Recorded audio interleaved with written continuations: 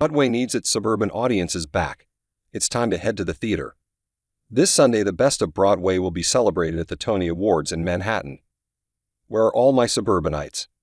An unprecedented 14 new shows opened in April. A wide slate with something for everyone. Yet still, suburban visitors to Broadway are down roughly 20%. What's it all about, and what can we, as supporters of a vibrant Broadway community who rely on suburbanites, do about it?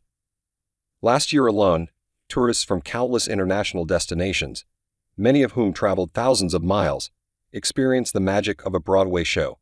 And while visitor and local tourism are mostly back to pre-COVID levels, tri-state residents who live across the Hudson River or in Long Island or Westchester are still staying away to a disconcerting extent, even though we've got the world's playground in our backyard. Again, where are all my suburbanites? If I'm being honest, I know there are plenty of good reasons why suburbanites have reduced their NYC visiting habits. I'm not here to argue that Broadway tickets are cheap. I'm not here to argue that the city has a stubborn crime problem, or that a few too many troubled folks are out on the street who really should be getting help. I'm not here to argue that working from home doesn't have its benefits. And I'm definitely not here to argue that the New York suburban train lines always run smoothly. I'm a commuter, and I qualify my relationship with the train as hot and cold at best. And for those who'd cited congestion pricing as possible reason, problem solved. For now. I'm here to argue that Broadway is the crown jewel of the American cultural crowns, one of mankind's greatest artistic achievements, and if it's just 20 miles away, you owe it to yourself to take advantage of it. Cost and any urban discomfort be damned. If people from every continent come for the opportunity, that should tell us something. There's a lot of doom and gloom about Broadway these days, but optimism is obvious to me right now. Just take a look at what's happening on stage. Theatergoers are in their seats, and the artistic quality of the plays and shows is the highest I've seen in a long time. Next year, a remarkable slate of Hollywood actors plan to grace our Manhattan stages. George Clooney, Denzel Washington, Robert Downey Jr., and others will put their reputations on the line just to step on a Broadway stage. Now that's saying something. I've read many of the naysayers claim that there is a perception from some of the older suburbanites that Broadway is too woke, which is keeping some suburbanites away. I'm not even sure what that word means anymore, but as someone who's seen pretty much everything out there, I'd say that concern is overwrought.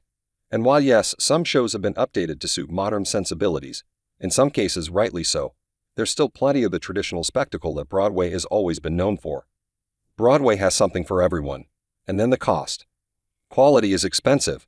Quality healthcare is expensive. A meal at a nice restaurant in Manhattan is expensive. It's also expensive in White Plains, Scarsdale, or New Rochelle, for what it's worth, and Hackensack, Montclair, and Morristown too. Buy from the show's official websites and avoid the secondary market, and you can get a seat to see a show from as low as $59 a ticket and as high as $500 a ticket.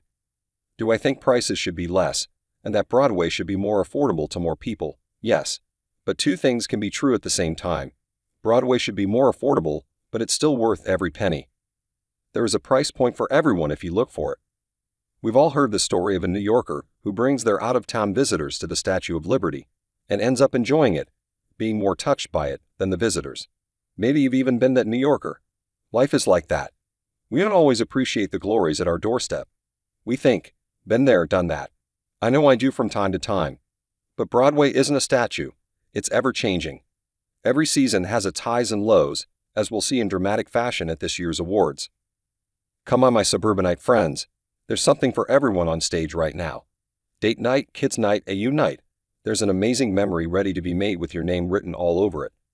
Bazadona is the founder and president of Situation Group, a marketing and creative agency in Manhattan.